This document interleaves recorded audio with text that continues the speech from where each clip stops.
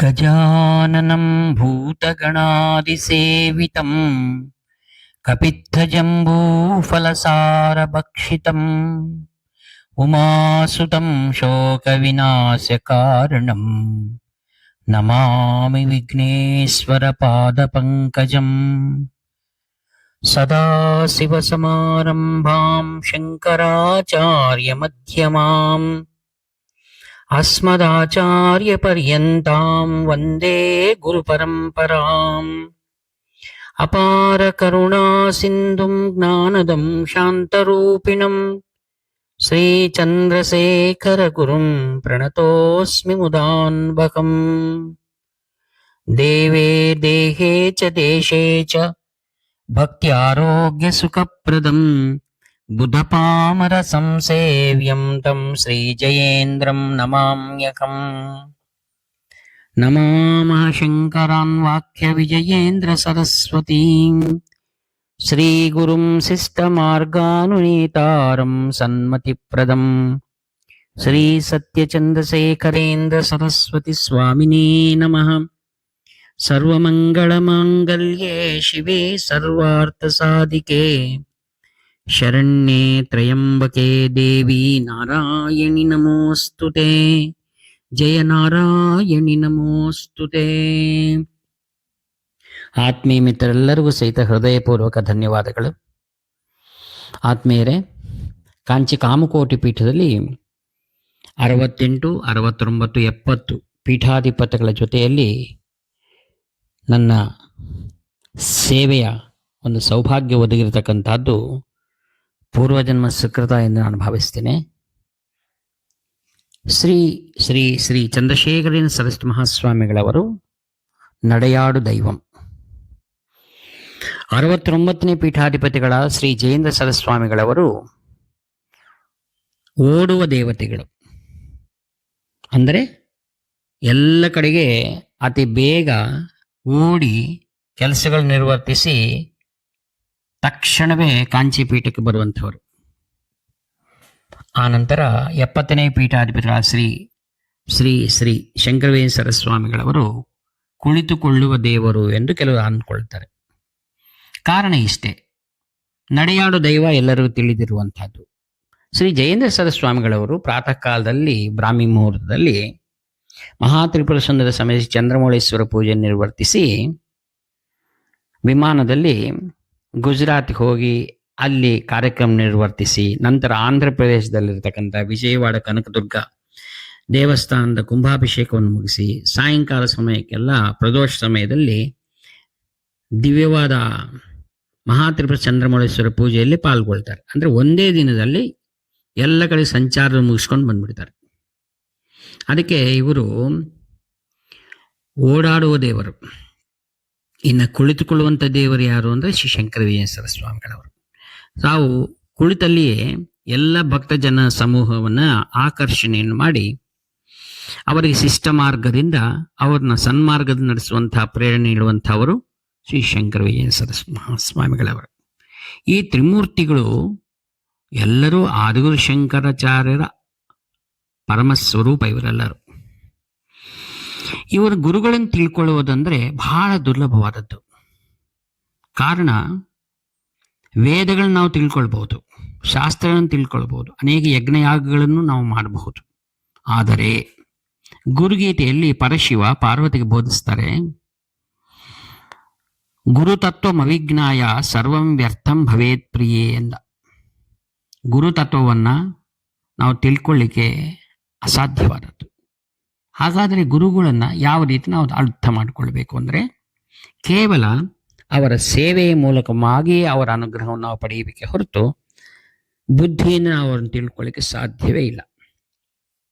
ನನ್ನ ಕೆಲವೊಂದು ಅನುಭವಗಳನ್ನು ನಿಮ್ಮ ಜೊತೆ ಹಿಂದೆ ನಾನು ಹಂಚಿಕೊಂಡಿದ್ದೇನೆ.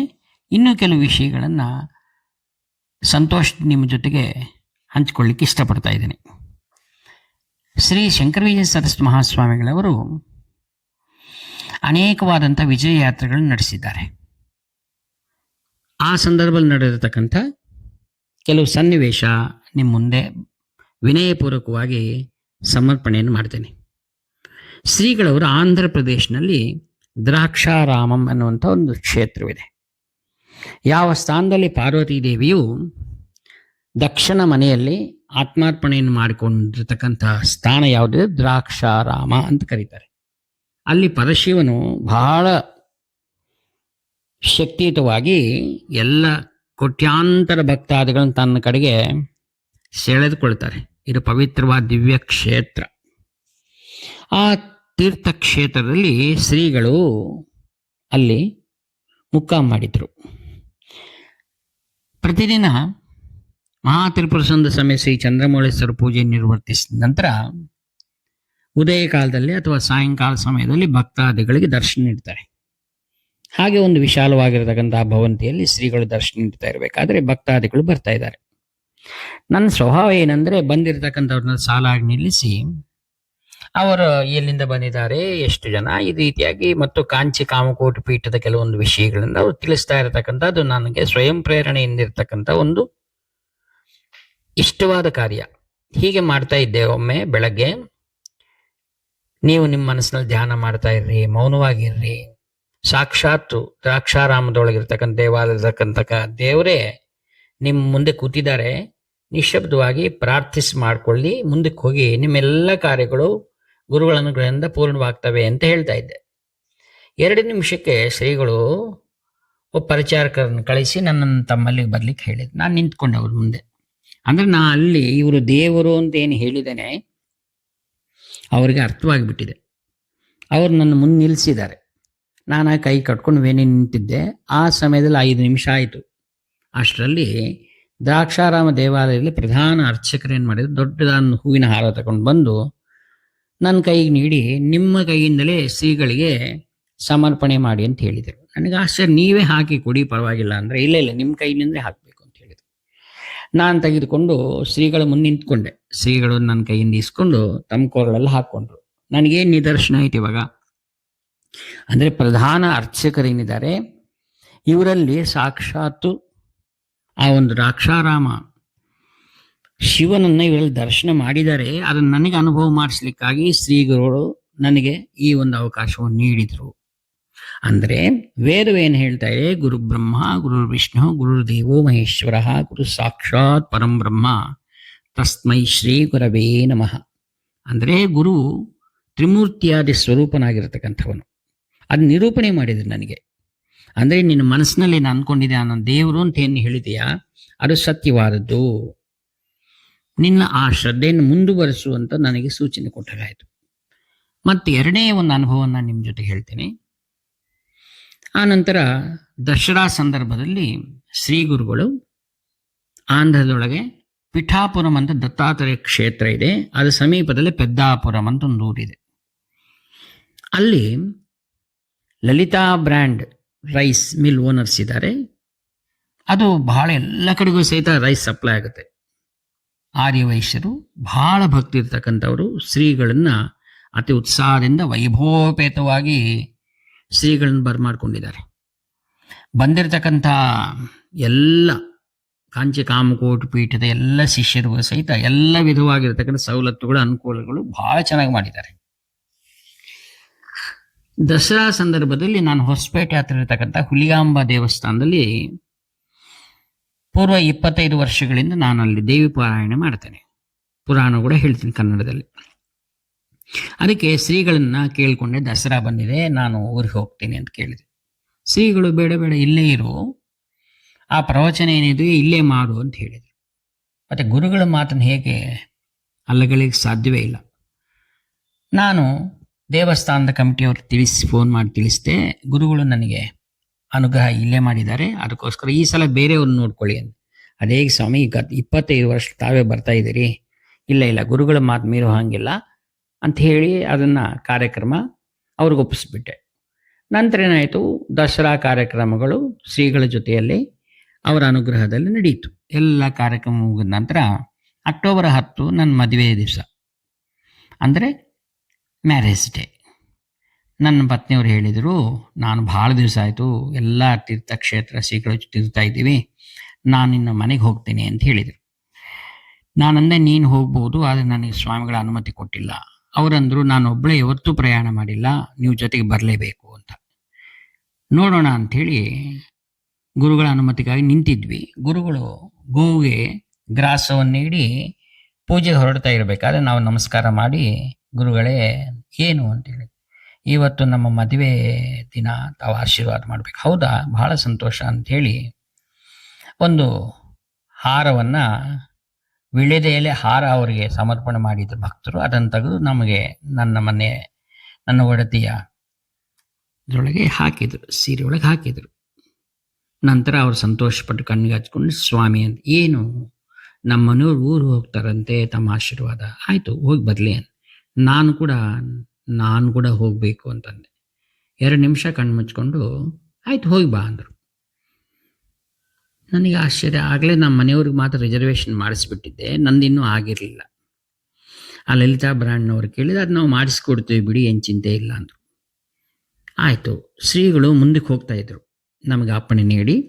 ಅಲ್ಲಿ ಸೂರ್ಯನಾರಾಯಣ ಅಂತ ನಮ್ಮ ಮಠದವರೇ, ಆಂಧ್ರದವರು, ಶ್ರೀ ಸತ್ಯಸಾಯಿ ಸ್ವಾಮಿಗಳವ್ರ ಹತ್ರ ದಂಪತಿಗಳಿಬ್ಬರು ಸೇವೆ ಮಾಡಿರ್ತಕ್ಕಂಥ ಅವರು ಹತ್ತಿರಕ್ಕೆ ಹೋದ್ಕೊಳ್ಳೆ ಅವ್ರ ಜೊತೆ ಅಂದ್ರಂತೆ ಗುರುಗಳು, ಈಗ ನೀವು ನಾನು ಆಶೀರ್ವಾದ ಮಾಡಿದ್ನಲ್ಲ ದಂಪತಿಗಳು, ಅವ್ರು ಯಾರು ನಿಮಗೆ ಗೊತ್ತಲ್ಲ ಸ್ವಾಮಿ, ನಾಗಭೂಷಣ್ ಅವರಲ್ವಾ? ಇಲ್ಲ, ಅವರು ಆದಿಗುರು ಶಂಕರರ ಕಾಲದಿಂದಲೂ ನಮ್ಮ ಜೊತೆಯಲ್ಲಿದ್ದಾರೆ ಅಂದ್ರಂತೆ. ಅವ್ರಿಗೆ ಆಶ್ಚರ್ಯ ಆಯಿತು. ನಮಸ್ಕಾರ ಮಾಡಿ ನನ್ನ ಹತ್ರ ಬಂದರು. ಏನು ಅದೃಷ್ಟ ರೀ ನಿಮ್ಮದು, ಆದಿಗುರು ಶಂಕರಾಚಾರ್ಯ ಕಾಲದಿಂದ ನೀವಿದ್ದೀರಂತೆ ಅವ್ರ ಜೊತೆಯಲ್ಲಿ, ಹೀಗೆ ಹೇಳಿದ್ರ? ಹೌದಾ? ನನಗೆ ಆಶ್ಚರ್ಯವಾಯಿತು. ನಾನು ಅಂದ್ಕೊಂಡೆ 2500 ವರ್ಷಗಳ ಹಿಂದೆ ಇರೋರು ಆದಿಗುರು ಶಂಕರಾಚಾರ್ಯರು, ನಾನು ಅವ್ರ ಜೊತೆ ಹೇಗೆ ಅಂತ ಅಂದ್ಕೊಂಡೆ. ಈ ವಿಷಯವನ್ನು ಮುಂದಿನ ಆಡಿಯೋದಲ್ಲಿ ನಾನು ನಿಮ್ಗೆ ತಿಳಿಸ್ತೇನೆ, ಅದರ ಒಂದು ಸಂದರ್ಭವನ್ನು ಹೇಳ್ತೇನೆ. ಈಗ ಸದ್ಯಕ್ಕೆ ನಾವಿಬ್ಬರು ಊರಿಗೆ ಹೋಗುವ ತರಾತುರಿಯಲ್ಲಿದ್ವಿ. ಅವರು ಆದ ನಂತರ ಲಲಿತಾ ಬ್ರ್ಯಾಂಡ್ನವರು ನನಗೊಂದು ಟಿಕೆಟ್ ಮಾಡಿಕೊಟ್ರು. ಇಲ್ಲಿ ಆಶ್ಚರ್ಯವೇನೆಂದರೆ, ನಮ್ಮನೆಯವ್ರಿಗೆ ಒಂದು ಬೋಗಿಯಲ್ಲಿ ಬಂದಿದೆ ಸೀಟು, ನನಗೊಂದು ಬೋಗಿಯಲ್ಲಿ ಬಂದಿದೆ. ನಮ್ಮನೆಯವರು ಅಂದರು, ಇಲ್ಲಿ ಹೇಗೆ ಬೇರೆ ಬೇರೆ ಇದ್ದೀವಲ್ಲ ಅಂದರೆ. ಸರಿ ಅಂತ ಅವ್ರ ಪಕ್ಕದಲ್ಲಿ ಒಂದು ಖಾಲಿ ಇತ್ತು, ಅಲ್ಲಿ ಮಲ್ಕೊಂಡೆ. ಅಷ್ಟರಲ್ಲಿ TC ಬಂದು ಕೇಳಿದೆ ಅವ್ರನ್ನ, ಇಲ್ಲ ಪರವಾಗಿಲ್ಲ, ಅದನ್ನು ಬೇರೆಯವ್ರಿಗೆ ಅಲಾಟ್ ಮಾಡಿದೆ, ನೀವು ಇಲ್ಲೇ ಇದ್ಬಿಡಿ ಅಂತ. ಅಂದರೆ ಶ್ರೀಗಳ ಒಂದು ಆಶೀರ್ವಾದದಿಂದ ನಾವಿಬ್ಬರು ಒಂದು ಜೊತೆಯಲ್ಲೇ ಪ್ರಯಾಣ ಮಾಡುವಂತಹದ್ದು ಏರ್ಪಾಟಾಯಿತು. ಮತ್ತಿನ್ನೊಂದು ಆಶ್ಚರ್ಯವಾದ ವಿಷಯ ಏನಂದರೆ, ನಾವು ಅಲ್ಲಿಂದ ಸಂಚಾರವನ್ನು ಮಾಡ್ತಾ ಬಳ್ಳಾರಿಗೆ ಬಂದೆವು. ನಮ್ಮ ಟ್ರೈನ್ ಬೆಳಗ್ಗೆ ಮುಂಜಾನೆ 5 ಗಂಟೆಗೆ ಬಂತು. ಇಲ್ಲಿ ನಮ್ಮ ಅಣ್ಣನ ಮಗ ಹೊಸಪೇಟೆಯಿಂದ ನನಗೆ ಫೋನ್ ಮಾಡಿದರು, ಚಿಕ್ಕಪ್ಪ ಎಲ್ಲಿದ್ದೀರಾ ಅಂತ. ನಾ ಹೇಳಿದೆ, ಬಳ್ಳಾರಿಯಲ್ಲಿದ್ದೇವೆ, ಬರ್ತಾ ಇದ್ದೀವಿ ಅಂತ. ಬೇಗ ಬಂದ್ಬಿಡಿ, ಅಮ್ಮನಿಗೆ ಭಾಳ ಸೀರಿಯಸ್ ಇದೆ, ಉಳಿಯೋದು ಕಷ್ಟ ಅಂತ ಹೇಳಿದ್ದಾರೆ, ಬೆಂಗಳೂರಿನಿಂದ ನಾವು ಆ್ಯಂಬುಲೆನ್ಸ್ನಲ್ಲಿ ಬರ್ತಾ ಇದ್ದೀವಿ ಅಂತ. ನಮಗೆ ಆಘಾತವಾಯಿತು ಮತ್ತು ಆಶ್ಚರ್ಯವಾಯಿತು. ಗುರುಗಳು ನಮ್ಮಿಬ್ಬರನ್ನೂ ಕಳಿಸಿದಾರಲ್ವಾ. ಬಂದ್ವಿ ಮನೆಗೆ. ಬಂದು ನಮ್ಮ ಮನೆ ಶುಭ್ರ ಮಾಡಿಕೊಂಡು 10 ಗಂಟೆ ನಮ್ಮ ಅಣ್ಣನ ಮನೆಗೆ ಹೋದ್ವಿ. ಅಷ್ಟರಲ್ಲಿ ಆ್ಯಂಬುಲೆನ್ಸ್ ಬಂತು. ನಮ್ಮ ಅತ್ತಿಗೆಯವರು ಹಾಸಿಗೆ ಮೇಲಿದ್ದರು, ಪ್ರಜ್ಞೆಯಲ್ಲಿದ್ದರು. ನಾವು ಹೋಗಿ ಅವ್ರು ನಮಸ್ಕಾರ ಮಾಡಿದ್ವಿ. ನಮ್ಮನ್ನ ಹತ್ತಿರ ಕೂರಿಸ್ಕೊಂಡು ಬಂದ್ರ. ನನಗೆ ಭಾಳ ಸಂತೋಷ ಆಯಿತು ನಿಮ್ಮನ್ನು ನೋಡಿ, ಮಕ್ಕಳೆಲ್ಲ ಚೆನ್ನಾಗಿ, ಎಲ್ಲ ಯೋಗಕ್ಷೇಮ ವಿಚಾರ ಮಾಡಿ, ನಾನೇನು ಹೆದರಿಬೇಡಿ ಅತ್ತಿಗೆ, ಎಲ್ಲ ಚೆನ್ನಾಗಿರುತ್ತೆ ಅಂತ ಹೇಳಿದ್ವಿ. ಅವ್ರಿಗೆ ಇನ್ನಷ್ಟು ವೈದ್ಯಕೀಯ ಏರ್ಪಾಟನ್ನು ಮಾಡಿ ನಮ್ಮ ಮನೆಗೆ ಬಂದ್ವಿ. ರಾತ್ರಿ 12:30 1 ಗಂಟೆಗೆ ನನಗೆ ದುಸ್ವಪ್ನಗಳು ಬಿದ್ದವು. ನಾನು ಆಶ್ಚರ್ಯಚಕಿತನಾಗಿ ಎದ್ದು ಕೈ ಮುಖ ತೊಳ್ಕೊಂಡು ದೇವ್ರ ಪ್ರಾರ್ಥನೆ ಮಾಡಿ ಕೂತಿದ್ದೆ. 3 ಗಂಟೆಗೆ ನನಗೆ ಫೋನ್ ಬಂತು, ನಮ್ಮ ಅತ್ತಿಗೆಯವರು ಇನ್ನಿಲ್ಲ ಅಂತ. ಬೆಳಗ್ಗೆ ಅತಿ ದುಃಖದಿಂದ ನಮ್ಮ ಅಣ್ಣನ ಮನೆಗೆ ಹೋದ್ವಿ. ಆ ಕಾರ್ಯಕ್ರಮಗಳ ಮುಗಿಸಿದ್ವಿ. ಇಲ್ಲೇ ಹೇಳಬೇಕಾಗಿದೆ, ಶ್ರೀಗಳು ನಮ್ಮನ್ನು ಆಶೀರ್ವಾದ ಮಾಡಿದರು, ನನ್ನ ಮನೆಯವ್ರಿಗೂ ಹೋಗ್ಲಿಕ್ಕೆ ಹೇಳಿದರು, ನನಗೂ ಸಹಿತ ಅನುಮತಿ ನೀಡಿದರು. ಅಂದರೆ ಕೊನೆ ಗಳಿಗೆಯಲ್ಲಿ ನಮ್ಮ ಅತ್ತಿಗೆ ಜೊತೆ ನಾನು ಇರುವಂಥ ಒಂದು ಅವಕಾಶ ಅವ್ರು ನನಗೆ ಮಾಡಿಕೊಟ್ರು. ಈ ರೀತಿಯ ತ್ರಿಕಾಲ ಜ್ಞಾನ ಸ್ವರೂಪನಾಗಿರ್ತಕ್ಕಂಥ ಗುರುವನ್ನ ಮಹಿಮೆಗಳನ್ನ ಅರಿಯೋದು ಬಹಳ ಕಷ್ಟ ಇದೆ. ಅಂತಹ ಒಂದು ಗುರುಗಳ ಅನುಗ್ರಹ ನಮ್ಮೆಲ್ಲರ ಮೇಲೆ ಇರಲಿ ಅಂತ ಹೇಳ್ತಾ ಈ ವಾಕ್ ಪುಷ್ಪಗಳನ್ನು ಶ್ರೀ ಶಂಕರ ವಿಜಯ ಸರಸ್ವತಿ ಮಹಾಸ್ವಾಮಿಗಳ ದಿವ್ಯ ಅಡಿದಾವರಗಳ ಸಮರ್ಪಣೆಯನ್ನು ಮಾಡ್ತಾ ನನ್ನ ವಾಣಿಗೆ ವಿರಾಮ ನೀಡ್ತಾ ಇದ್ದೇನೆ. ನಿಮ್ಮ ಆತ್ಮೀಯ ಮಿತ್ರ ನಿವರ್ತನ ನಾಗಭೂಷಣ್ ಶರ್ಮಾ. 7483229249. ಹರ ಹರ ಶಂಕರ ಜೈ ಜೈ ಶಂಕರ. ಹರ ಹರ ಶಂಕರ ಜೈ ಜೈ ಶಂಕರ. ಹರ ಹರ ಶಂಕರ ಜೈ ಜೈ ಶಂಕರ.